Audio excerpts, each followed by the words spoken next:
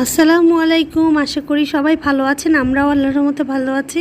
সকাল সকাল উঠলাম, কারণ প্রাচুর্যর পরীক্ষা, তো ও পড়া পড়ছে। আর এখন কিন্তু অনেক সকাল, আর ওর পাশে একটু বসে থাকতে হয় না, পড়াটা পড়ে না, একটু রিভিশন দিয়ে পরীক্ষা দিতে চলে যাবে। আর ওকে পরীক্ষা দিতে রেখে এসে আমি এখানে মাংস ভিজালাম। এটা আজকে রান্না করব না, এটা শুটকি মাংস বানাবো। আর কালকে যা আছে তাই দিয়ে খাওয়া দাওয়া করবো। কালকে সব তরকারি আছে। রাইফার স্কুল ছিল, রাইফা স্কুলে যায়নি, তো উঠে একটু দেরি করে উঠেছে, সে নুডলস খাচ্ছে।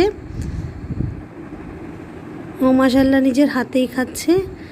আর এখানে হচ্ছে শুটকি মাংসের জন্য মাংসটা হলুদ মরিচ আর লবণ দিয়ে বসিয়ে দিয়েছি। এটা এখন জাল হয়ে শুকাবে, তারপর রোদে শুকিয়ে অথবা চুলার নিচে দিয়ে আমরা শুকাতে পারি, যেহেতু এখন অনেক বৃষ্টি।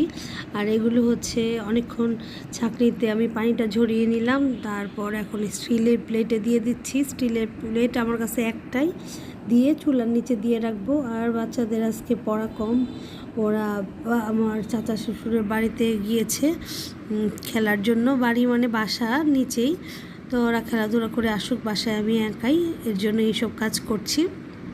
তো আমার ভিডিওটি ভালো লাগলে অবশ্যই আমার চ্যানেলটি সাবস্ক্রাইব করবেন, পাশে থাকবেন। এই মাংসগুলো যখন শুকিয়ে যাবে তখন একটু পাটায় ছেঁচে তারপর রান্না করতে পারেন। বেগুন দিয়ে রান্না করা যায়, আলু দিয়ে শুধু রান্না করা যায়। আর এটা মাংসের চেয়ে অনেক বেশি মজার। আজকের মতো এখানেই বিদায় নিচ্ছি। আল্লাহ হাফেজ।